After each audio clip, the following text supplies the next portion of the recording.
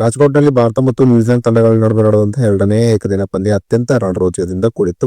ಅತ್ಯಂತ ರಣರೋಚಕದಿಂದ ಕೂಡಿದಂತಹ ಎರಡನೇ ಏಕದಿನ ಪಂದ್ಯದ ಕಡೆಯಲ್ಲಿ ದೊಡ್ಡ ಚಮತ್ಕಾರವೇ ನಡೆದು ಹೋಗಿದೆ. ಹಾಗಾದ್ರೆ ಭಾರತ ಮತ್ತು ನ್ಯೂಜಿಲೆಂಡ್ ತಂಡಗಳ ನಡುವೆ ನಡೆದಂತಹ ಎರಡನೇ ಏಕದಿನ ಪಂದ್ಯ ಹೇಗಿತ್ತು, ಎರಡನೇ ಏಕದಿನ ಪಂದ್ಯದಲ್ಲಿ ಕಡೆಯಲ್ಲಿ ನಡೆದಂತಹ ದೊಡ್ಡ ಚಮತ್ಕಾರವೇನು ಎಂಬುದರ ಕಂಪ್ಲೀಟ್ ಡೀಟೇಲ್ಸ್ ಅನ್ನ ಈ ವಿಡಿಯೋದಲ್ಲಿ ನಾವು ನಿಮ್ಮ ಜೊತೆ ಶೇರ್ ಮಾಡಲಿದ್ದೇವೆ. ಈ ಸುದ್ದಿಯ ಡೀಟೇಲ್ಸ್ ಅನ್ನ ಕೊಡುವುದಕ್ಕಿಂತ ಮುಂಚೆ ನೀವು ಟೀಮ್ ಇಂಡಿಯಾದ ಅಭಿಮಾನಿಗಳಾಗಿದ್ದಲ್ಲಿ ವಿಡಿಯೋಕ್ಕೊಂದು ಲೈಕ್ ಮಾಡಿ. ಹಾಗೆಯೇ ಎರಡನೇ ಏಕದಿನ ಪಂದ್ಯದಲ್ಲಿ ಟೀಮ್ ಇಂಡಿಯಾದ ಪರವಾಗಿ KL ರಾಹುಲ್ ತೋರಿದಂತಹ ಒಂದು ಭರ್ಜರಿ ಬ್ಯಾಟಿಂಗ್ ಪ್ರದರ್ಶನದ ಬಗ್ಗೆ ನಿಮ್ಮ ಅನಿಸಿಕೆ ಅಭಿಪ್ರಾಯವನ್ನು ತಪ್ಪದೇ ಕಮೆಂಟ್ ಬಾಕ್ಸ್ ಅಲ್ಲಿ ತಿಳಿಸಿ. ರಾಜ್ಕೋಟ್ನಲ್ಲಿ ಭಾರತ ಮತ್ತು ನ್ಯೂಜಿಲೆಂಡ್ ತಂಡಗಳ ನಡುವೆ ನಡೆದಂತಹ ಎರಡನೇ ಏಕದಿನ ಪಂದ್ಯದಲ್ಲಿ ಟಾಸ್ ಅನ್ನ ಗೆದ್ದಂತಹ ನ್ಯೂಜಿಲೆಂಡ್ ಮೊದಲು ಫೀಲ್ಡಿಂಗ್ ಅನ್ನು ಆಯ್ಕೆ ಮಾಡಿಕೊಂಡಿತು. ಇನ್ನು ಟಾಸ್ ಹೊತ್ತು ಮೊದಲು ಬ್ಯಾಟಿಂಗ್ ಇಳಿದಂತಹ ಭಾರತ ನಿಗದಿತ 50 ಓವರ್ನಲ್ಲಿ 7 ವಿಕೆಟ್ಗಳನ್ನ ಕಳೆದುಕೊಂಡು 284 ರನ್ಗಳನ್ನು ಹೊಡೆಯಿತು. ಎರಡನೇ ಏಕದಿನ ಪಂದ್ಯದಲ್ಲಿ ಟೀಮ್ ಇಂಡಿಯಾದ ಪರವಾಗಿ KL ರಾಹುಲ್ ಒಂದು ಭರ್ಜರಿಯಾದಂತಹ ಬ್ಯಾಟಿಂಗ್ ಪ್ರದರ್ಶನವನ್ನ ತೋರಿದರು. ಟೀಮ್ ಇಂಡಿಯಾದ ಪರವಾಗಿ 5ನೇ ಕ್ರಮಾಂಕದಲ್ಲಿ ಬ್ಯಾಟಿಂಗ್ ಮಾಡಲು ಬಂದಂತಹ KL ರಾಹುಲ್ 92 ಎಸೆತದಲ್ಲಿ ಅಜೇಯ 112 ರನ್ಗಳನ್ನ ಹೊಡೆದರು. ಇದರಲ್ಲಿ 11 4 ಮತ್ತು ಒಂದು ಭರ್ಜರಿ ಸಿಕ್ಸರ್ ಸೇರಿತ್ತು. ಇನ್ನು ನಾಯಕ ಶುಭ್ಮನ್ ಗಿಲ್ 53 ಎಸೆತದಲ್ಲಿ 56 ರನ್ ಅನ್ನು ಹೊಡೆದರು. KL ರಾಹುಲ್ ಆಡಿದಂತಹ ಒಂದು ಭರ್ಜರಿ ಬ್ಯಾಟಿಂಗ್ ಪ್ರದರ್ಶನದಿಂದಾಗಿ ಟೀಮ್ ಇಂಡಿಯಾ ನ್ಯೂಜಿಲೆಂಡ್ ಎದುರು ಎರಡನೇ ಏಕದಿನ ಪಂದ್ಯದಲ್ಲಿ 284 ರನ್ಗಳ ಒಂದು ಉತ್ತಮ ಮೊತ್ತವನ್ನು ಕಲೆ ಹಾಕಿತು ಅಂತಾನೆ ಹೇಳಬಹುದಾಗಿದೆ.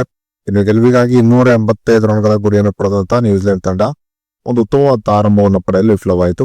ನ್ಯೂಜಿಲೆಂಡ್ ತಂಡದ ಆರಂಭಿಕ ಬ್ಯಾಟ್ಸ್ಮನ್ ಗಳಾಗಿ ಕಣಕ್ಕಿಳಿದಂತಹ ಡೇನ್ ಕಾನ್ವೆ 16 ರನ್ಗೆ ಔಟ್ ಆದರೆ ಹೆನ್ರಿ ನಿಕೋಲಸ್ 10 ರನ್ಗೆ ಔಟ್ ಆದರು. ಹೀಗಾಗಿ ಟೀಮ್ ಇಂಡಿಯಾ ಆರಂಭದಲ್ಲೇ ನ್ಯೂಜಿಲೆಂಡ್ ಎದುರು ಒಂದು ಸ್ಪಷ್ಟವಾದಂತಹ ಮೇಲ್ಗೈಯನ್ನ ಸಾಧಿಸಿತ್ತು. ಆದರೆ ಮೂರನೇ ವಿಕೆಟ್ಗೆ ಜೊತೆಯಾದಂತಹ ವಿಲಿಯಂಗ್ ಮತ್ತು ಡ್ಯಾರಿ ಮಿಚೆಲ್ ನ್ಯೂಜಿಲೆಂಡ್ ತಂಡದ ಪರವಾಗಿ ಒಂದು ಉತ್ತಮವಾದ ಬ್ಯಾಟಿಂಗ್ ಪ್ರದರ್ಶನವನ್ನು ತೋರಲು ಶುರು ಮಾಡಿದರು. ಇವರಿಬ್ಬರು ಮೂರನೇ ವಿಕೆಟ್ಗೆ 162 ರನ್ಗಳ ಒಂದು ಭರ್ಜರಿ ಜೊತೆ ಆಟವನ್ನು ಆಡಿದರು. ನ್ಯೂಜಿಲೆಂಡ್ ತಂಡದ ಮೂರನೇ ಕ್ರಮಾಂಕದಲ್ಲಿ ಬ್ಯಾಟಿಂಗ್ ಮಾಡಲು ಬಂದಂತಹ ವಿಲಿಯಂಗ್ 98 ಎಸೆತದಲ್ಲಿ 87 ರನ್ ಅನ್ನು ಹೊಡೆದರು. ಇನ್ನು 4ನೇ ಕ್ರಮಾಂಕದಲ್ಲಿ ಬ್ಯಾಟಿಂಗ್ ಮಾಡಲು ಬಂದಂತಹ ಡ್ಯಾರಿ ಮಿಚೆಲ್ ಎರಡನೇ ಏಕದಿನ ಪಂದ್ಯದಲ್ಲಿ ಒಂದು ಭರ್ಜರಿಯಾದಂತಹ ಬ್ಯಾಟಿಂಗ್ ಪ್ರದರ್ಶನವನ್ನು ತೋರುವುದರ ಮೂಲಕ ಸೆಂಚುರಿಯನ್ನ ಈ ಪಂದ್ಯದಲ್ಲಿ ಸಿಡಿಸಿದರು. ಹೀಗೆ ವಿಲಿಯಂಗ್ ಮತ್ತು ಡ್ಯಾರಿ ಮಿಚೆಲ್ ಆಡಿದಂತಹ ಒಂದು ಭರ್ಜರಿ ಬ್ಯಾಟಿಂಗ್ ಪ್ರದರ್ಶನದಿಂದಾಗಿ ನ್ಯೂಜಿಲೆಂಡ್ ತಂಡ ಭಾರತ ಎದುರು ಎರಡನೇ ಏಕದಿನ ಪಂದ್ಯದಲ್ಲಿ ಒಂದು ರೋಚಕ ಗೆಲುವನ್ನ ಕಂಡಿತು. ಏಕದಿನದಲ್ಲಿ ಸದ್ಯ ಟೀಮ್ ಇಂಡಿಯಾ ಇದ್ದಂತ ಭರ್ಜರಿ ಫಾರ್ಮ್ ನೋಡಿದರೆ ಖಂಡಿತವಾಗಿಯೂ ಎರಡನೇ ಏಕದಿನ ಪಂದ್ಯದಲ್ಲಿ ನ್ಯೂಜಿಲೆಂಡ್ ತಂಡವನ್ನ ಭಾರತ ಬಗ್ಗು ಬಡಿಯುತ್ತದೆ ಎಂಬ ದೊಡ್ಡ ನಿರೀಕ್ಷೆಯಲ್ಲಿ ಟೀಮ್ ಇಂಡಿಯಾದ ಅಭಿಮಾನಿಗಳಿದ್ದರು. ಆದರೆ ಚಮತ್ಕಾರದ ರೀತಿಯಲ್ಲಿ ಕಡೆಯಲ್ಲಿ ಎರಡನೇ ಏಕದಿನ ಪಂದ್ಯದಲ್ಲಿ ನ್ಯೂಜಿಲೆಂಡ್ ತಂಡ ಒಂದು ಉತ್ತಮವಾದ ಪ್ರದರ್ಶನವನ್ನು ತೋರುವುದರ ಮೂಲಕ ಎರಡನೇ ಏಕದಿನ ಪಂದ್ಯದಲ್ಲಿ ನ್ಯೂಜಿಲೆಂಡ್ ತಂಡ ಜಯವನ್ನ ಸಾಧಿಸಿತು. ಎರಡನೇ ಏಕದಿನ ಪಂದ್ಯದಲ್ಲಿ ಟೀಮ್ ಇಂಡಿಯಾ ಒಂದು ಉತ್ತಮವಾದ ಫೀಲ್ಡಿಂಗ್ ಪ್ರದರ್ಶನ ತೋರಿದ್ದಾರೆ. ಖಂಡಿತವಾಗಿ ಎರಡನೇ ಏಕದಿನ ಪಂದ್ಯವನ್ನ ಟೀಮ್ ಇಂಡಿಯಾ ಗೆಲ್ಲಬಹುದಾಗಿತ್ತು. ಆದರೆ ಟೀಮ್ ಇಂಡಿಯಾ ಎರಡನೇ ಏಕದಿನ ಪಂದ್ಯದಲ್ಲಿ ಒಂದು ಕಳಪೆ ಫೀಲ್ಡಿಂಗ್ ಅನ್ನು ತೋರಿತು. ಅದರಲ್ಲೂ ಡ್ಯಾರಿ ಮಿಚೆಲ್ 80 ರನ್ ಇದ್ದಾಗ ಡ್ಯಾರಿ ಮಿಚೆಲ್ ಅವರ ಸುಲಭದ ಕ್ಯಾಚ್ ಅನ್ನ ಪ್ರಸಿದ್ಧ ಕೃಷ್ಣ ಕೈ ಚೆಲ್ಲಿದ್ದರು. ಒಂದು ವೇಳೆ ಡ್ಯಾರಿ ಮಿಚೆಲ್ ಅವರ ಈ ಕ್ಯಾಚ್ ಅನ್ನ ಪ್ರಸಿದ್ಧ ಕೃಷ್ಣ ಹಿಡಿದಿದ್ದರ ಖಂಡಿತವಾಗಿಯೂ ಪಂದ್ಯದ ದಿಕ್ಕೆ ಬದಲಾಗಿ ಹೋಗುವ ಸಾಧ್ಯತೆ ಇತ್ತು.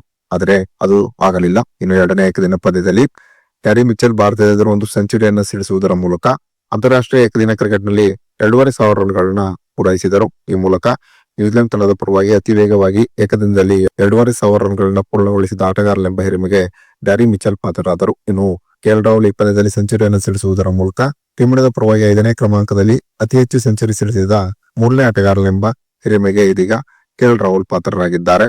ಇನ್ನು ಎರಡನೇ ಏಕದಿನ ಪಂದ್ಯದಲ್ಲಿ ಟೀಮ್ ಇಂಡಿಯಾ ಸೋಲಲು ಕಾರಣವಾದಂತಹ ಅಂಶಗಳು ಯಾವುದು ಎಂಬ ನಿಮ್ಮ ಅನಿಸಿಕೆಯನ್ನ ತಪ್ಪದೇ ಕಮೆಂಟ್ ಬಾಕ್ಸ್ ಅಲ್ಲಿ ತಿಳಿಸಿ.